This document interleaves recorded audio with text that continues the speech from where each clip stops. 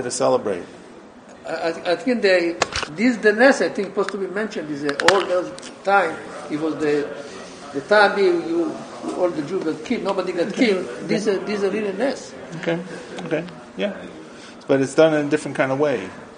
Yeah. Why was nobody killed? Because Hashem saved us. Why did Hashem save us? So what Nesivos Shalom wants to add a piece to this is that in theology, the reason we could have been killed was because we turned away from Hashem. The reason we were saved, we turned back to Hashem. In Nesivos Shalom, the whole key to what happens in Purim is this change where the Jewish people slipped away from Hashem and then we returned to Hashem. So did Hashem create an edict, Moshe, against the Jews that was overturned after?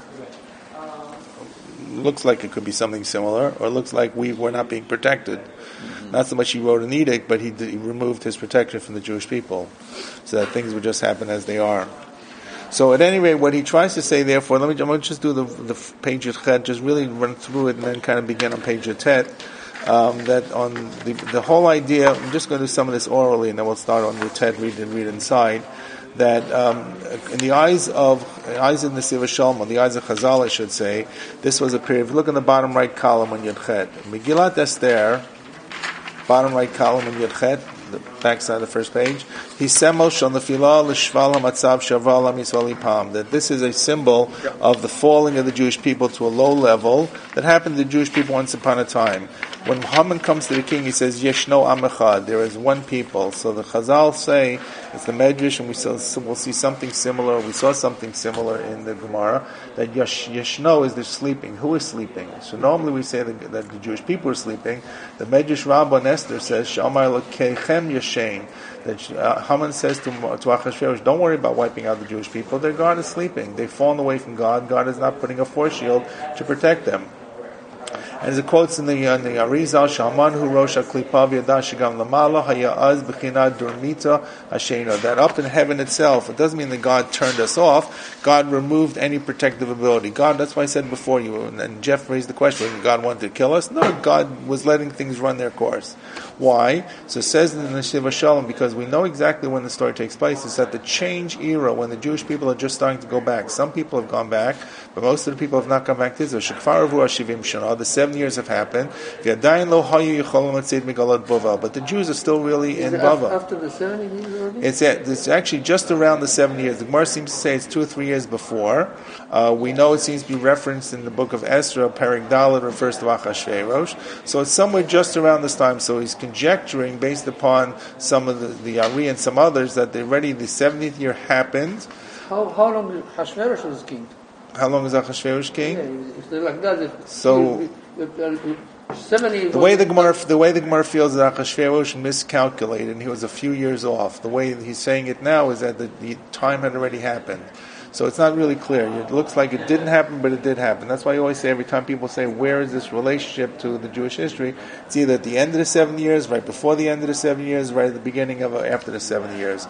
The bottom line is, we believe at this point a small group of Jews had come to Eretz Yisrael. It's possible this is after Koresh, Achashverosh is after Koresh, and yet it's not before. It's before the time the Beis Hamikdash was rebuilt. So at any rate, this is just before Ezra. Definitely before Ezra. Yes, before Ezra comes. So as it's found in Sefer, and in quotes here, Sefer Yisod Avodah, which is one of the previous Slonimer Rebbeim, or the brother of the first Slonimer Rebbe, Ki Mordechai Makola Shlot Yod Gematria Heder, that the Gematria of Mordechai together with the number of letters, which is 5 letters, equals the Gematria of Heder, which means God is hidden. Shahaya B'chinat Heder, God was hidden, God let things run on their own, and therefore Kmo Kol Zera Sheneklat Ba'aretz Lefnei Tzmicha Shu Matzav Shel Heder V'krov Liot Holech V'nefsad. The same way that the seed, when you put the seed in the ground and nothing happens, what's going on there? The seed is germinating. You don't see anything, but it has to rot first. It's got to go into a period of decay before it actually begins to come up through the ground. We're almost at spring, we hope, right? What's going to happen in spring? All the seeds that are dormant will now come back. All the bulbs that have been dormant will now come out. The same thing if you plant seeds during the year. The Jewish people came all the way down to the lowest level. They were the lowest level of too much. They ate from the feast of Achashverosh, which represents, what was the feast of Achashverosh? Not just eating, it represented all the lust. Tavat achila, this was the lust to eat. V'kol tanugi makshum, and all the other lusts that go with it. People got their own type of wine, the wine of their different country. And vehein tavat nashim, it says in the Nesivos Shalom, and the story with Vashti was not simply an isolated incident. There were dancing girls at this feast. Things were going on that were really out of hand. These were all material lusts that were taking place. That the Jewish people said, "Hey, we're in." The whole story of Vashti, the whole story of Esther is the whole tenor of what's going on in these kind of feasts. This is like belly dances going on. Because the Jewish people were away from the enjoyments of holiness, everybody wants to enjoy something. They fell into low types of material physical pleasures, and this is what everybody was happy. And even the leaders, the religious leaders, gave up from this position, as it says. And here he's quoting from a Medrash, I don't know where this is from, that all these servants of the king who are in the king's court, it says they're bowing to Haman. Who does this refer to? The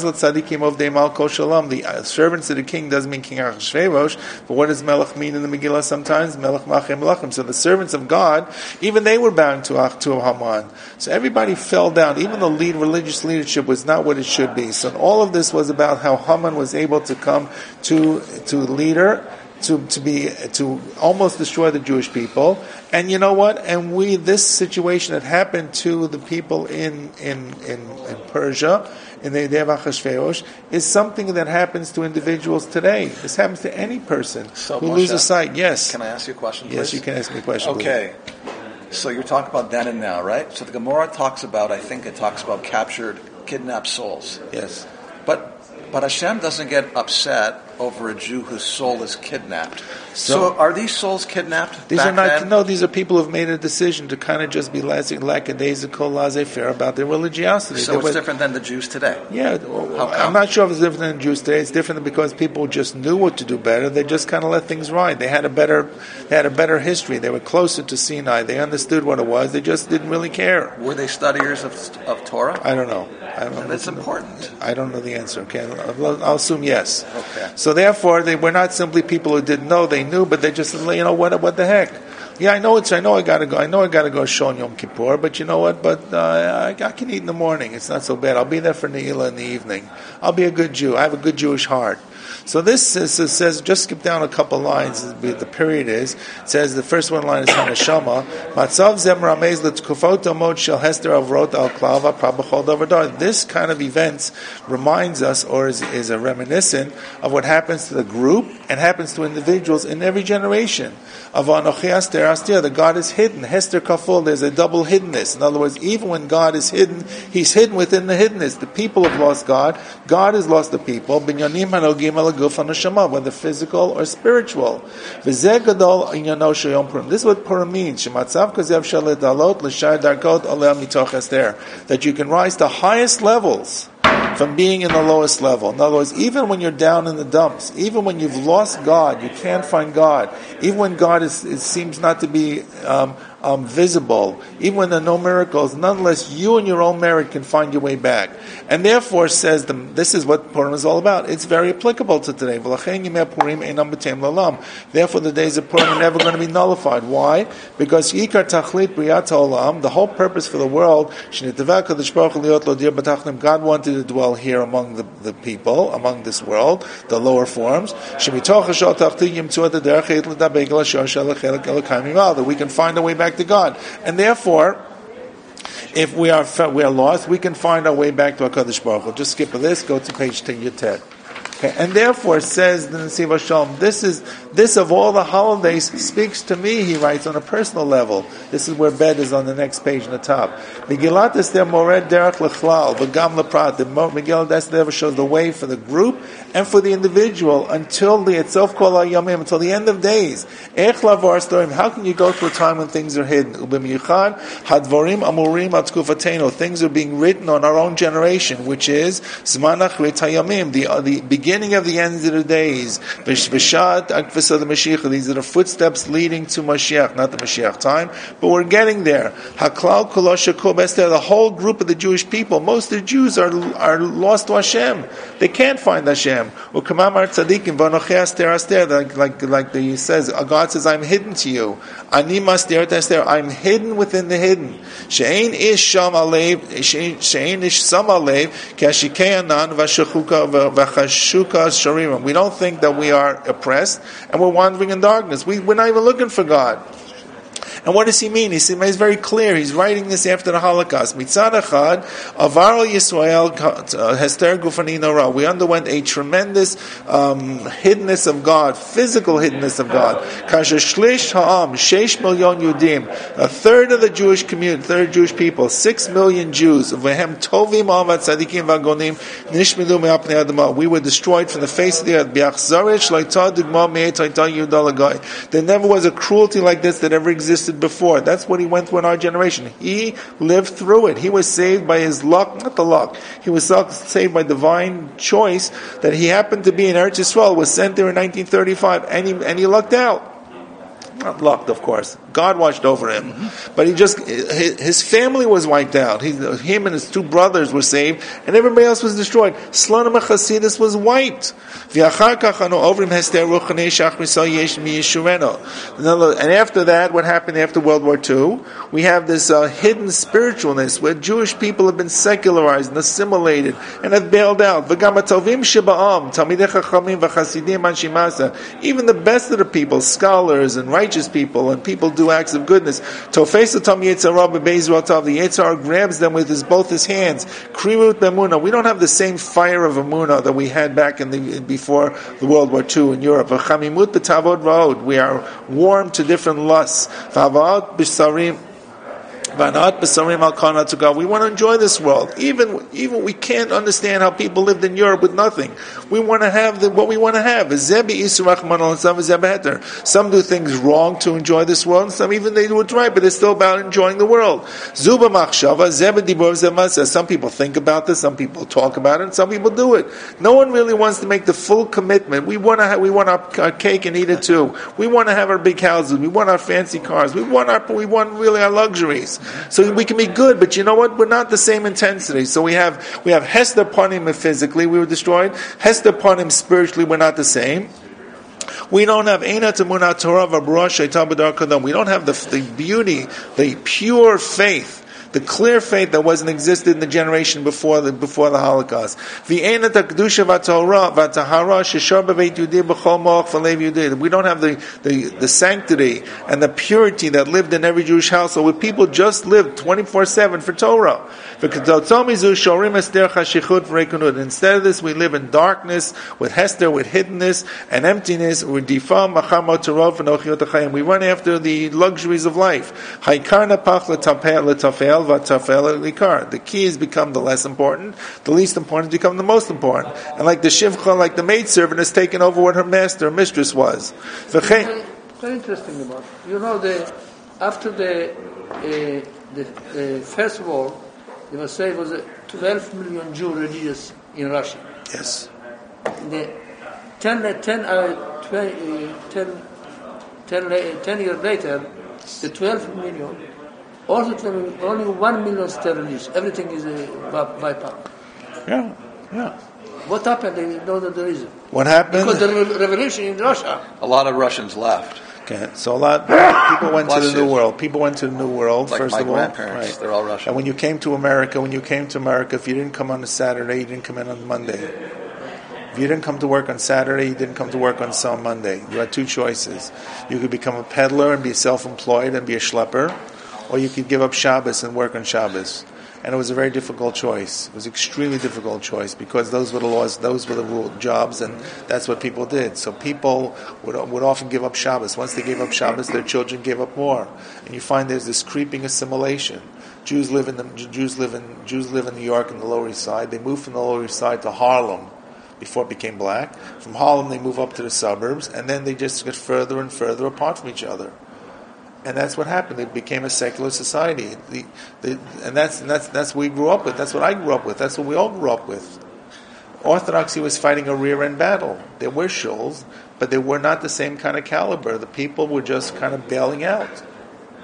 I don't think I'm saying anything that's new, that's different. Yeah, but don't you read this, Moshe, and does it not frighten you when you think of North America today? Well, it doesn't frighten me because actually things have come around full circle. But there's a resurgence of faith. But the secular Jew is so far behind.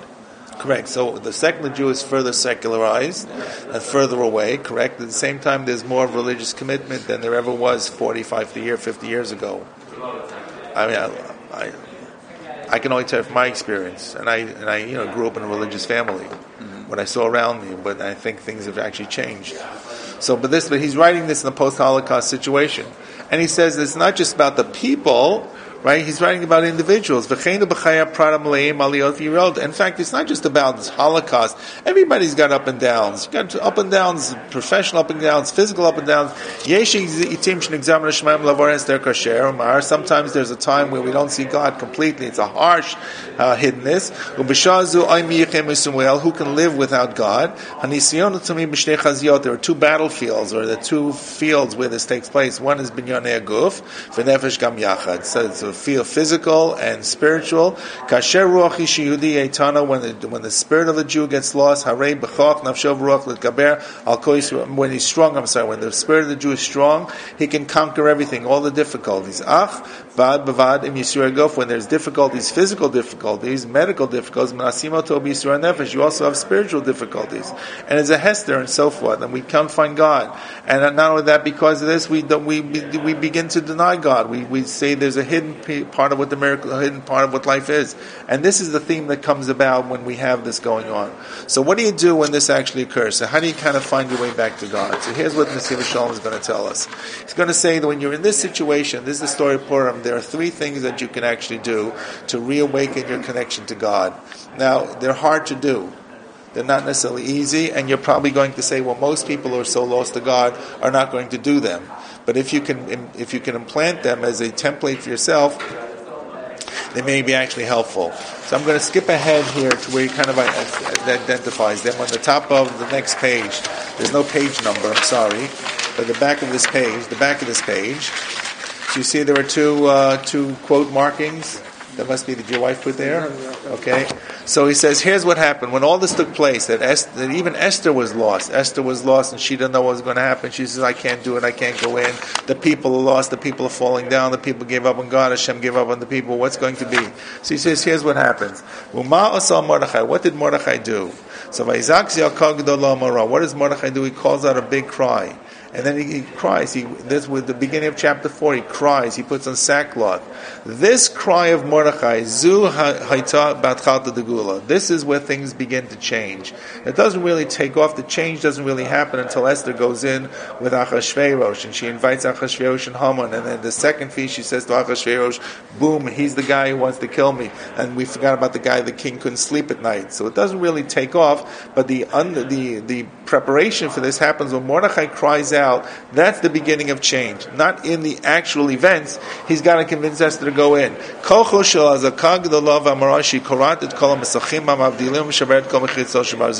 You want to break out of the doldrums, you want to find God, you got to cry out to God. Crying out to God, this primitive kind of cry to God, breaks through all the barriers, breaks through all the walls, breaks through all the doors.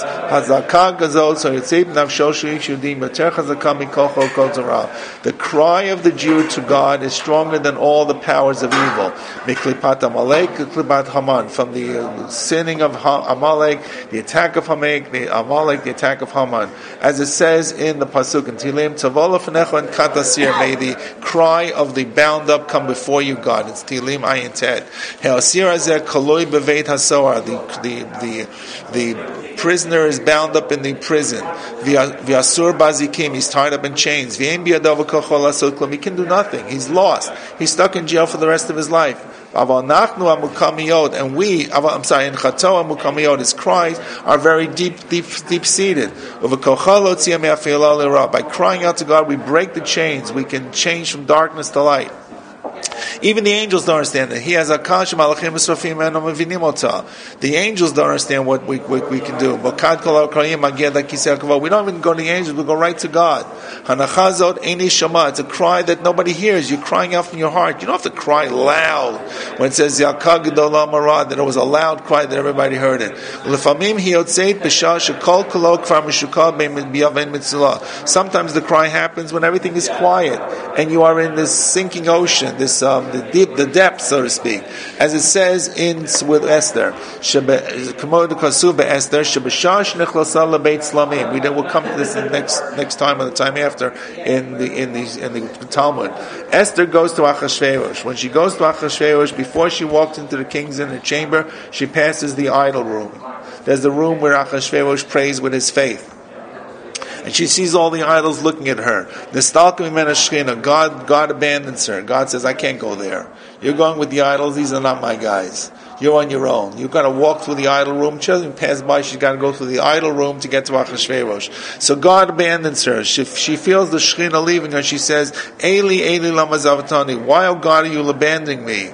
In other words, why are you leaving me now? And as the Baal Beis Avram says, Keili kolim sheachta v'keili nachar sheachta. God, my God, you're my God before I sinned. You're my God even after I sin. Wherever I am, in b'chol matzavim shnemtza afilu beit slamim, even if I'm in the idol house, v'afil achar sheachta, even if I've sinned, soek b'mar nafsho, I cry out to Hashem, Keili, Keili. That's what Aleph Aleph means. My God, lama zavtanu. Why are you going to abandon me? This is the cry that Esther does. This is what keeps God with her and gives her the strength to be able to go to Achashverosh. This is why when she appears with Achashverosh, he raises the scepter. The cry, the primordial cry of a Jew to God, not with words in the siddur, just crying out to Hashem, save me, help me, look after me, can change what's going on. This, of course, requires faith to do so. This was the beginning of the Yeshua with Mordechai. And the same thing happens, says Nesiv Shalom, when the Amalek attacks the Jewish people. When Amalek comes to attack the Jewish people, what does Moshe do? He says, Moshe raises his hands up. What's Moshe raising his hands for? So the Targum says, Moshe is praying to Hashem. Not just raising your hands like this. Moshe is praying to God. He prays and prays. And it says, Moshe raises his hands, the people are successful. When Moshe cries out to Hashem, God responds to the Jewish people. Even if Amalek is able to attack them and defeat them, they can't be defeated. And the same thing in Mitzrayim. We were on the 49th level of Tumah. We cried out, we cried out to God, and God heard us. The cry to God is what brings things about, and therefore this is all about trying to turn back to HaKadosh Baruch Hu. Okay, so nothing stands against this place, against this. Nothing stands against the cry, but the cry's got to be real. The cry's got to be 100%. It's got to be authentic. It's got to be really heartfelt, not just you're reading words in the siddur. Moshe, yeah, it worked with Mordechai. It didn't work in 1940. When some tzaddik was in the camp and he cried too. True. Mordechai's cry, I don't know, was it more powerful? You keep asking the same question. But that cry worked. Other cries don't work. They work in the long term. They don't work at the moment. Correct. I agree. That bothers me though. Okay. But why does it work with Mordechai? You're right. It happens many times. You're right. So the answer is sometimes we have a more quicker response, sometimes a slower response. But this is about not just about the camps, it's about a personal travail as well. He's writing this not about a communal destruction. He's also writing about yourself. He's writing about how do you make a change in yourself. In other words, and that does change. People are sick and people get better and people have challenges and God gives them strength. And that's what he's trying to say. Now, of course, you're going to say if a person doesn't believe in God, how's he going to cry out to God? That may be the weak link here, and the answer is yes, but try it and see if it works. Okay? So that's really the first part. Okay, I'm going to move to Dalit. So the first part of the thing is cry to God. The second thing he says, if you look at what the mitzvah of the Purim are, they're really about telling you how to kind of get out of these difficulties. V'chein, this is where Dalit is on the left column. V'chein sharon yonei seder hayom shapurim, and the rest of the order of Purim. What's Purim about? Mishdev is simcha mishlach manot. It's celebration. It's eating food. It's being sameach. It's sending shalach manot. Heim darkei shmir linatzemi pegei amalek shebachod v'chod nefesh. These are ways to show you the way to be saved from the Amaleks. Not just the Amaleks who are attacking the Jewish people. The Amalek inside of me, the Yetzer Hara. Al pi beis yisodot v'klalim b'derech Hashem lezeh shavar lem mashper kasher sheklivat hamam v'amalek, to go against the destruction that was falling upon them. V'heim shnei darkei atzalala holech hashekim shnizkar lo gzirat hester. And this is the way, the two ways that we can get out of this hiddenness that was decreed against us and decreed against me. What's the first way? Derech v'achas hi midat simcha. The first way is simcha. Now, simcha can mean a lot of things. Simcha does not necessarily mean wildness. Simcha means happiness. When am I happy? When am I happy? Why? When? Oh. What makes me happy? I'm happy when I have complete bitachon. I'm happy when I feel that someone's looking after me. I'm happy when I have trust in God. So he said, what he's going to say here is really being happy is things you feel things are going to work out. How things are going to work out? The world is caving in. I lost my job. The world is caving in. I feel sick. The world is caving in. I got a diagnosis from a doctor. The answer is because I recognize that there's a role of HaKadosh Baruch Hu. So being simcha is to recognize that even if I can't see God, there's a God there. Once again, this is something that requires emunah.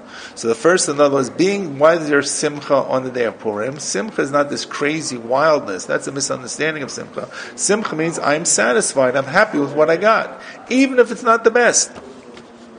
To be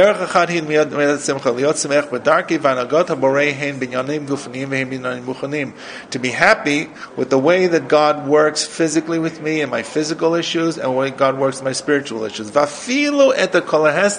Even if God is completely hidden, to accept it with love, to accept it with happiness, to accept it with willingness. This is the will of God. Right, as it says, "Ki v'simcha teitzei v'shalom tuvalon." You go out with simcha, in which the darshan as follows: if you are b'simcha, this will bring you to shalom, which from shleimut. If you are in simcha, you will have completeness. And he brings a chassidut. Nachon ze chassidut, betach ze chassidut. זה חסידות, okay? אבל הוא כותב את זה בצורה שאתה לא צריך להיות חסיד. נסיב השלום writes chassidus in a way that's easy for people to understand it. He writes it in modern Hebrew, he writes it clearly. So you don't have to be a deep chassidus to really understand how to make this work in your life. He actually brings a story about a person who came to the Rebbe of Lechavitz, and the person was sinning, and he became Baal Tshuva. So the Rebbe said to him that as long as you are b'simcha, you will not fall into the snares of the Yetzer Hara. And he says in the story that the guy was a Baal Tshuva for a year and a half, and then he became very depressed about something, and he fell back and recidivated. So he tries to bring the story to say, therefore, simcha, happiness and satisfaction in life is going to help you make change. He's right. If you become depressed, if you become physically, mentally depressed, it's hard to make any kind of change. You fall into a deeper rut. So therefore, let's move to the next paragraph. Wherever there's hiddenness, there's the basis of simcha. Wherever God is and hidden, God is there. I'm God says that I'm with you even if you're tamei. As it says, and this is what it means why we read the Megillah twice. It says, and we know this law, you'll hear the Megillah Wednesday night, and again in the daytime on Purim day. Read it night and day. It says, I will give kavod, I'll sing kavod, and I'll not be quiet. So I'll sing it and not be quiet on the second time. Which says, Rashi says, L'man yizamecha kavod bayom, v'lo yidom b'layla. What's day and night? Hainu shiyodash HaKadosh Baruch Hu yito gam b'mchinat yom, v'gam b'mchinat layla. God's with me even when it's daytime. Things are great. Things are upbeat. I see God. V'gam b'to kol mashachashikim v'estirim Hashem l'kecha l'olam itah. Even if it's nighttime and I don't see God, and things look like they're really going down, nonetheless, this is where HaKadosh Baruch Hu is. And he says, this is what the Medrash says. Once again, it's not our Medrash in the Gemara, maybe it is, but it finds the Korban with Vikra Rabbah, top of Chaf Aleph on the right side, just continuing there. That when Mordechai was riding the Sus, remember the Haman is told to go take Mordechai through the city? So the Medrash says that when Mordechai is on the top of this horse, as opposed to feeling like really great and extolled and grandized, he's reading Kriyat Shema, Yekorei Kriyat Shema, V'lo Yafsik, and he didn't stop. Shenema L'may Zemecha Chavav L'Yidom. The pasuk says, I will sing a praise to God. up here. Okay? And I will not be quiet. So while Mordechai is being paraded through the city and Haman is saying, Kach yaseh loish, so be done to the man, Mordechai is saying Kriyat Shema. So the question is, why does Mordechai got to say Kriyat Shema?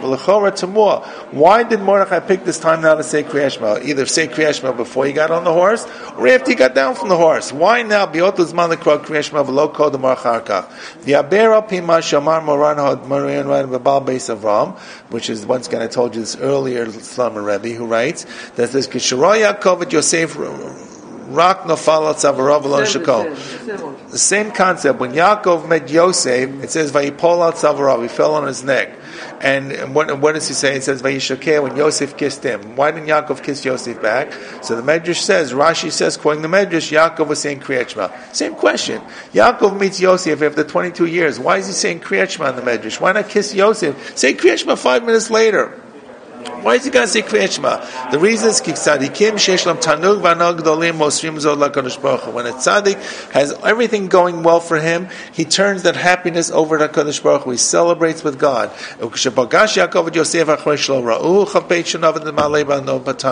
When he didn't see Yosef for 22 years and he was full of happiness, what's the way he celebrates happiness? He said Kriyat Shema to God. And therefore the same thing, Mordechai is on the horse. He's saying, it says he should praise God. He's turned, he's overturned or put down the sinning of Haman. This is the time of greatest simcha for Mordechai. What's he going to do? He turns into HaKadosh Baruch Hu. In other words, he didn't just say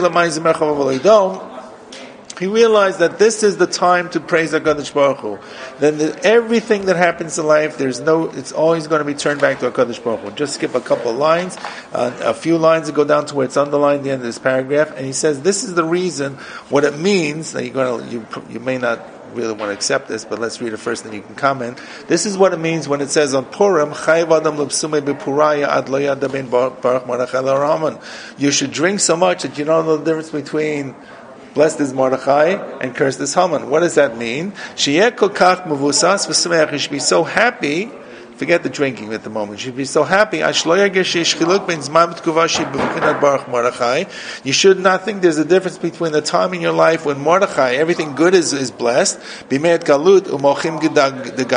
there's God appears and there's spiritually elevated, that's Mochim Gadlut means. When things are downtrodden, the Hamans are in ascendancy, cursed may they be, which is Hester upon him, God is hidden. Mochim Dekatnus, there's religious deterioration. In other words, the same God is there.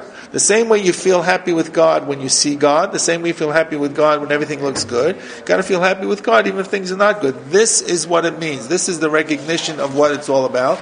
This is what the simcha means. Simcha means you are always sameach. Simcha is not because I feel happy good things that happen to me. I feel happy even if good things don't happen to me. I recognize everything is the hand of Hashem even if I don't see it. So the first thing is so far once again crying out to Hashem. The second thing is being sameach, satisfied with your lot and recognizing that there is a God even if you don't see it.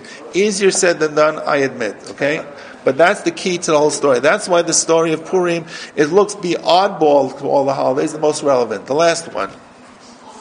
This is where the number 2 is. The first one obviously is crying out to Hashem, but that's not part of the celebration. This is just tefillah in general. The first thing on Purim is therefore simcha. The second thing is mitzvat hayom mishlach mano dishloehu umatzalot of your name. The second part of the mitzvah of Purim is saying shalach manos, mataras lavyonim. Why is this part of Purim? This seems like a very unusual kind of way to do things, sent to other people. Normally, if I want to celebrate, I go to shul. I sit down in a seder. I don't send gifts of food. I don't send money to people, don't give charity. I give charity every day, but not especially on the holiday. This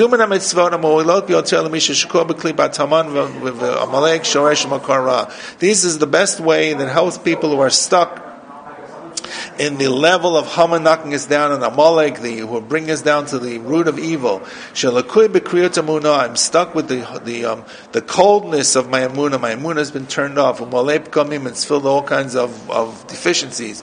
My emunah is in darkness and hest upon him the hiddenness of God. How do I get out of this? So he says something that's actually very logical. So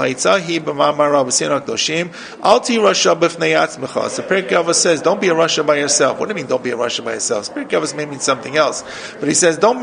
If you want to be a Rasha, find someone else to be a Rasha with. If you are an individual, it's much more complex to get out of the rut that you're in by yourself as a hermit. Even if you feel that you're not really a righteous person, you're a Rasha, don't stay by yourself. Make relationships, build relationships with other people. Now maybe with really bad people it's not the best thing to make relationships with, but hopefully you can play off each other. By building and connecting with other people, you can come out of your doldrums. And therefore, if you are in a mental state that you can't find Kadosh Baruch Hu, you find other people are in the same situation, you can build strength by playing off of each other. And therefore, when Esther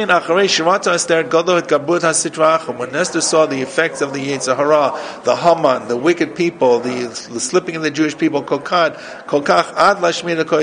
the Jewish people were almost destroyed, what was the solution to this? To stop the destruction, what does she say?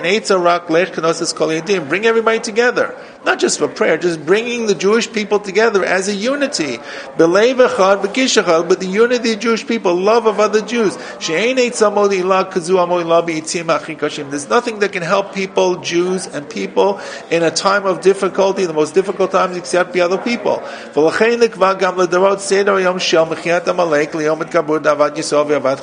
therefore we have the mitzvah of Mechiyat, destroying Amalek, at the same time of the year that we talk about loving Jews and coming together. We have Shabbos Zachar. The Kriyat Torah for Purim is Vayavo Amalek. The reading of the Megillah is about the destruction of Amalek Haman. Is the same day that we're celebrating coming together as Jews. So these two things, Mishlach Manot, sending gifts to friends, and Matanot Lav Yanim, and gifts to the poor, that we're creating connections and strengthening the love of one person to another. And there are two different levels even in this. Avat Chavirim, V'Avat Yisrael, I love my friends, I build relationships of friends who are members of the Jewish faith community, and Mishlach Manot, that's Avat Chavirim, my friends, people I can relate to. That makes sense. And the second one is, just skip a couple words, Matanot Lav Yanim, who Avad Yisrael Lav Mishen Areo, and sending gifts to the poor, or even people who are not my friends. I connect to all Jews. B'bchinat Evyon She'ein Mibein Kulam V'anish Bidad. A person who may be poor, not just in physical things, in spiritual things. This is a Jew. So I connect to other members of the Jewish faith community, not just physically, but I connect as well spiritually. So even a person is in ani, poor, and paucity in spirituality, I recognize that I'm connected to him. So I send to him as well this concept of Mishlach Manot, and I send as well Matanot Lav Yanim. So all of the second approach really just pretty much repeats himself to the end. So by coming together, that we're no longer separate people, we're able to upend the Yetzer Hara by recognizing it's not me alone. When I feel I'm fighting the battle alone against the Yetzer Hara, and it's me against the world, it's very difficult to be successful. If I realize that my challenges are other people, as other people's challenges, I don't see HaKadosh Baruch Hu that clearly, so other people don't have it as well. So all of this, and this is really what he's trying to write here, and this is what he brings us to number hey, all of this is able to show a person how to come out of the difficulty we're in. Move to hey now. So therefore, Achag this is the holy holiday, Hakadosh Hazeh, that is with us for all generations. With all kinds of times we're hidden physically. God is hidden physically. There's hiddenness, ruchani, spiritual. This tells me rules, basic rules, how I can serve Hashem. I feel that I've gone down to the hole. I don't know how to get out of my rut, my spiritual rut. Even if I figure out the way to get out, I'm only getting out of the hole. I don't know how to proceed positively. I have to believe the reason that I have these spiritual challenges is because God wants me to be able to break out of them. This is the challenge in my life. I can do it. It's a can-do process. It's a can-do belief. God gives me the challenges and knows that I can do it. Ella adra bazuy achad midarkei Hashem in this room. This is the hiddenness of Hashem. Sherak days yuchal litrameim ledagad shebechumafan lo haya yachol lagia lehem bli matzav zeh. I can only reach the higher levels once I go to the lower levels before. Like to say, an addict has to kind of reach bottom before they bounce up. V'shifsulo zuhi agbato. By the lower I go, the higher I can bounce back. And all of these days are really about the things that I can do on this day, and that this allows me to reach the Kedusha Dayom in a very unusual way, because that's the life we're living in. And this is really why we read the Megillah. Just skip to the next paragraph. It's not online. Mitzvah Dayom Kriyat Megillah Klula Kfiyat Hamunah Torah B'Ashkachoit B'Mishtaltush Danez. By reading the Megillah, I am instill within me the belief, the holy belief in Hashgacha Hashem, that God looks over us through miracles. We are above nature. If we're worthy, then the nature becomes above the nature, like it happened to Purim. This is the celebration, this is the simcha, which is what all about. To find a way that I can get out, to really recognize that is able to do it to us. And you just kind of wrap this up, just tell you this quickly, Valpeh. He suggests, based upon a Hasidic word from the Rebbe of the Chavetz, he says that the whole idea when a Jew makes a bracha, right, and he says Shakol Niyeh Bidvaro, you can change the world. Just making a simple bracha. Why? Because Shakol Niyeh Bidvaro, what he's saying, God made everything. And he says Purim comes from the word Mefarer. Purim, this word means lot. He says if you to make into to destroy, to make into little crumbs. He says, what are we really doing when you are spreading things around by all the difficulties you have? When you celebrate Purim by the strengthening of the Emunah, all your difficulties crumble away into little pieces. They become nothing. Not that they aren't there, they're there, but they're not the big, boogeyman that you're trying to face. You've broken it down into little pieces that you can overcome itself. And that's what the Suda is, that's what reading the Megillah is, and so forth and so on. And he writes, of course, he ends that HaKadosh Baruch Hu should give us real miracles, that we can actually see HaKadosh Baruch Hu in the ways that are not just hest upon him, but are really the open ways of HaKadosh Baruch Hu in our lives. That's the key, I think, to this thing. So in other words, this